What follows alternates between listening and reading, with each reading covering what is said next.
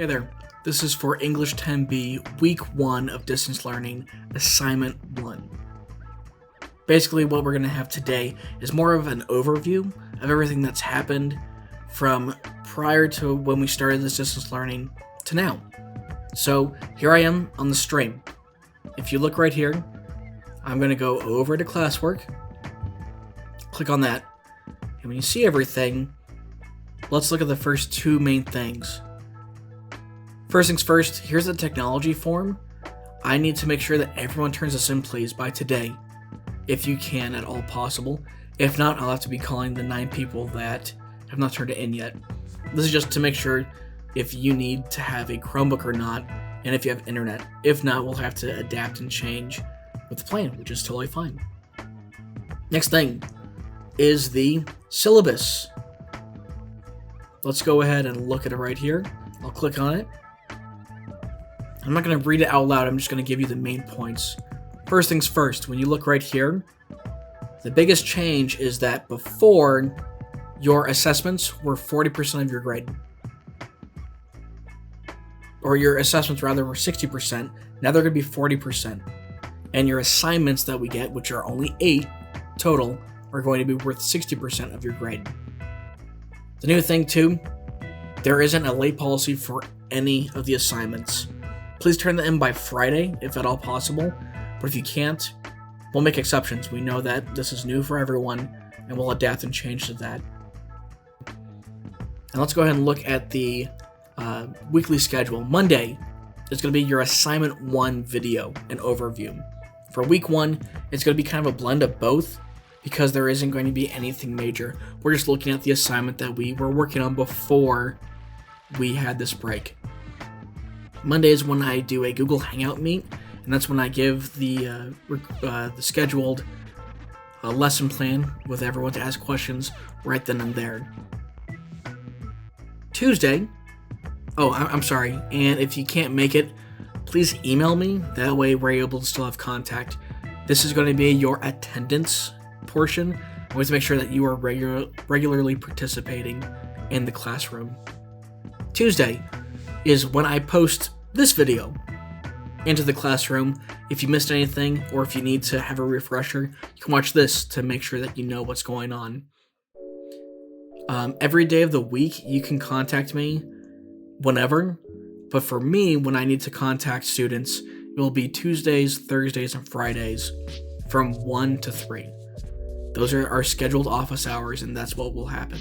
If you need to contact me, though, contact me by email, Google Classroom, Google Hangout chat, or if you need to, we'll find some way, maybe even a work number. Wednesday is when I'll give out the second assignment that is due at the week, and we'll have another presentation showing that. Again, this week is going to be more of a refresher overview of what we just started in the first week of the trimester, but next week we're going into a much more complicated text, and we'll need to make sure that we're watching both segments there. Thursday is similar to Tuesday in that matter, that I'll be posting that video of a refresher if you missed the meeting as well.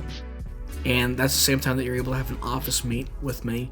And then Friday is another way to contact if you have any questions or comments. If you can, please try your best to turn in the both assignments of that week on Friday. That way I can put it in the gradebook. And there were some questions regarding that. We're still going to use Synergy, and I'm still going to be posting grades in that. But yeah, that's your syllabus. And if you need help, some people are having trouble getting permission to look at documents. Look at this video here that I attached. You can also look at how to join the classroom. I think I'm going to ask that we turn off our video cameras too. The biggest issue is bandwidth. So if we just have me recording and you're able to mute your microphone and mute your video call, it should save the internet bandwidth for everyone so that we have a more stable connection. Like I said before, please turn in your technology form. And then when you scroll down, here is Week 1 for all of your assignments. So if you look here, there is Week 1 Assignment 1, Week 1 Assignment 2. And then there's also materials. When you click on that, I would encourage you to pick the one that's not in Spanish. And there's the folder there. And it will have the PowerPoint that we saw on Monday, as well as the short story by Ray Bradbury and the poem by Sarah Teasdale. That's how you're able to connect and contact and read the materials there. What you'll need to look at, though, are the 2 assignments. When you click on this, everything that you work on, you're able to have a copy and just type it there. So if I click on this file, you will have your own copy. And you're able to delete these lines and just type your answer out here. So here's part 1. And if you did this before the break, all you would have to do is just send me a picture of the work and email me. That way we're able to make things work. But for part 1 at least, you will need to read the poem and read this response. Do you think technology is going to be good or bad? Read the poem and look at the theme. That's all you need for the part 1. And then part 2, we'll talk about that on Wednesday. Let's go ahead and get over to the PowerPoint. So this is what we started already. So for the Monday video, all we did was talk about the syllabus, which we just talked about. And when we're looking at this poem and the short story, please make sure that you know and remember the plot line. So know what exposition, conflict, rising action, climax, falling action, and resolution is. After that, make sure that you know theme, because you're going to be asked that multiple times for the poem and the story. And again, that's the main idea. What is the author trying to say? So for both poems, it's about, the destruction of humanity. Why are the authors writing about that? What do they think might happen if people aren't put in line? Or at least recognize that they are at the ability to destroy the entire world. These are terms that we learned last term. This is just a refresher. Again, this is week 1 PowerPoint, just major terms that I want you to make sure that you know. So I'm just going to move on there. But since we're looking at more narratives, short stories, and articles, it's good to know these symbols. But the big thing to make sure that you know, and we took notes on this too, are the 7 types of literary conflict. The first one is person versus fate or God. That's when someone has no control and either fate or a deity or a god controls them. So one example would be Odysseus, and his whole life is controlled by Poseidon, and Poseidon controls the ocean, and that's why he can't meet his wife again. Or if you look at the TV, or the movie rather, by Disney, Hercules, and you have Hades messing with Hercules, who's at the time a mortal human being. Another example would be person versus self, which is the biggest enemy is the own individual's thoughts. So for Darth Vader, he wants to save his wife and become more powerful, but because of that, he has to destroy other people's lives in order to get that. So he doesn't want to commit all these horrible acts, but he also wants to gain more power and save those that he loves. Another example would be Toy Story, where Woody is the leader of Andy's room, and that gets into question when Buzz Lightyear shows up, and he might take over, and Woody is conflicted with that, and as a result, he tries to, at first abandon and throw Buzz Lightyear out of the house. Another example would be person versus person. This is just hero versus villain. 2 people fighting against each other. Think of like superheroes. Spider-Man versus the Green Goblin. That's all you have to know about. Person versus society. This is when the biggest issue is not from anything but the government or societal control. So one example would be WALL-E, and people don't want to do any environmental things, so because of that, they have robots trying to clean up the planet, and they leave to take care of it. 1984 and Fahrenheit 451 are both about government surveillance and control, and that also goes with Captain America Winter Soldier, which is related to the PRISM scandal of 2007, when the United States still does it too, records people's cell phone calls, and it's part of the Patriot Act to prevent terrorism. but some people would argue that's a violation of human privacy. Person versus nature kind of seems similar to person versus fate, but this is where a natural event or animal controls it. So 127 hours, a boulder crushes the person's arm. The Revenant, he has to go through winter and also be attacked by a bear. And the Life of Pi, which is that he has to live and try to survive in the middle of the ocean with, again, an animal, a tiger. Person versus supernatural is similar to person versus fate, except it would be more about nefarious or evil presence, so it would be like a ghost or a vampire, or maybe a werewolf.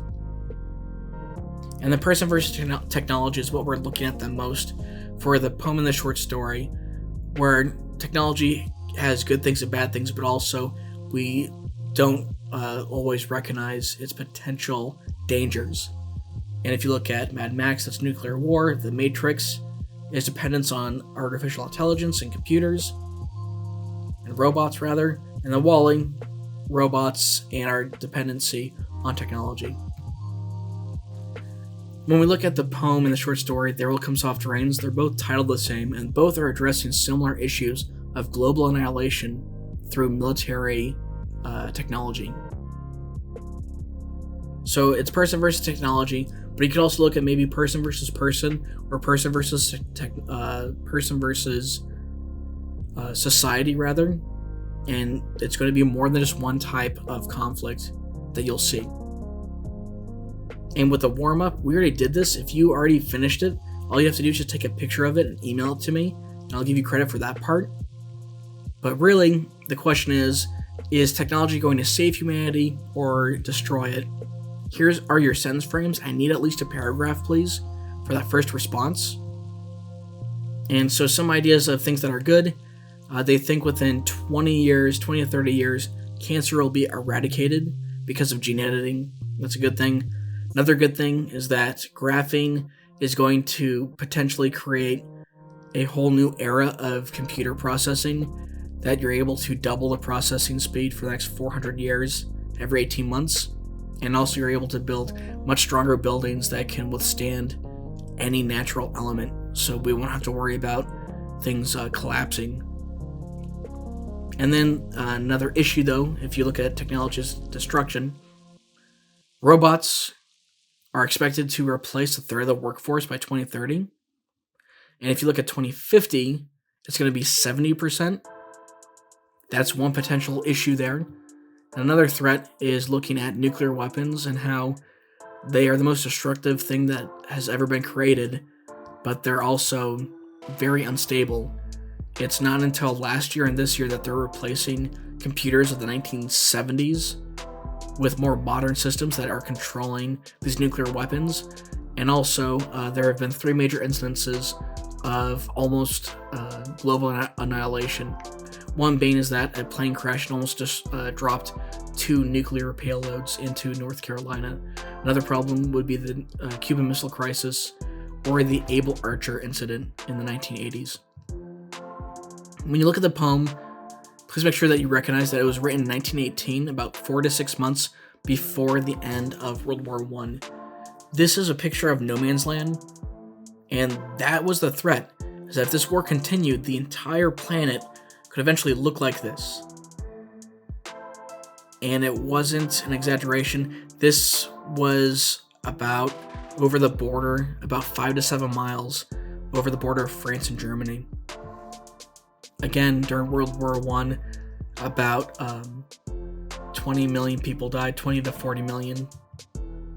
And then the Cold War was looking at the short story, and that was the United States versus Russia building up their nuclear arsenal at its peak, was able to destroy the entire world 40 times over. And because of that, the story is based off of this fear. And that's the general overview for part 1 and part 2 of the packet. I broke it up into 2 separate assignments, and we'll look at part 2 later. If you have any questions, please email me or contact me tomorrow.